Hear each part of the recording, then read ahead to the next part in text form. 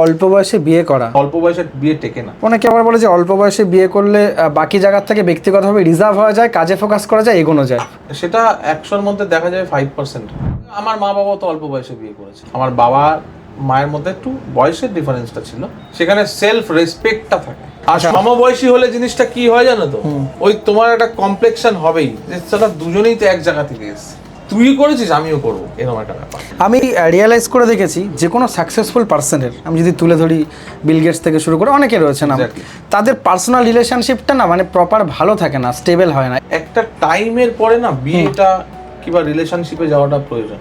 আমরা যেটা বাচ্চা বয়সে যে ভুলটা করেছি, এইটা কিন্তু নয়, দুজনের মধ্যে বয়সের ডিফারেন্স একটু দরকার। সেম এজ বলছো প্রবলেম, তাই তো? এক্স্যাক্টলি, মানে তুমি আর আমি যদি সেম এজ হই না, সেখানে একটা কমপ্লেক্সন আসবেই, একদম আসবেই, তুমি দেখবে ভালো।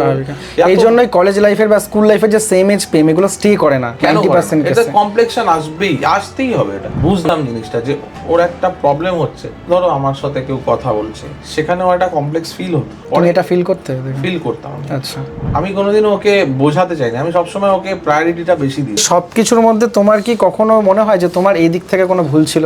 আমার ভুল ছিল ওকে বিশ্বাস করাটা, এটাই আমার ভুল ছিল।